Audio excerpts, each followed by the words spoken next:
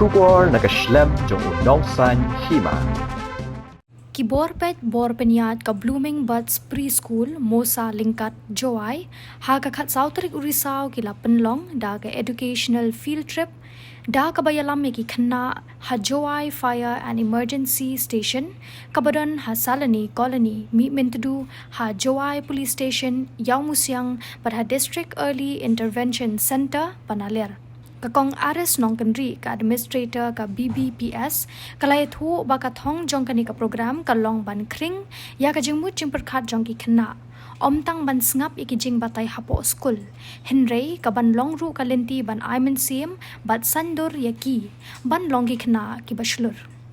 ha Joai Fire and Emergency Station Salani Colony mi mentudu laidon lang UGS Singh ki arngot ki leading fireman bakentuk uba W potmi bat UL darnei kilapen I ya ki khna habaya dei bat karukom pendon kam ki pulit penlep ding ya ki tiar habadon kajing plu ding ni kajing ja ki bompoi perkhat Hajawai Police Station yang busiang uba aikso u second OC ka Jawai Police Station ulayat ho ya ki khna halor ka rukom trei kam ki pulit ha ki rukom ba pher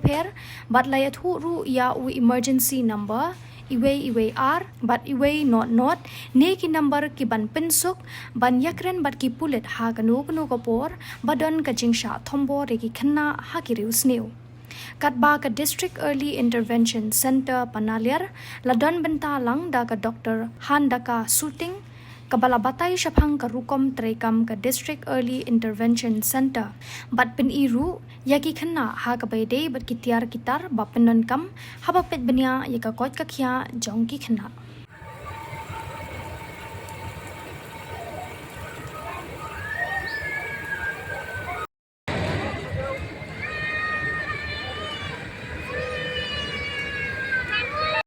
Teman iya pi rap me mak ketel. Itu lain dia or gi yung gi sem gi yung pi dan dia kan amoi weton kini ke natural calamities tu baru amanda hak ke department yung ki. Ni hai de ko ki emergency.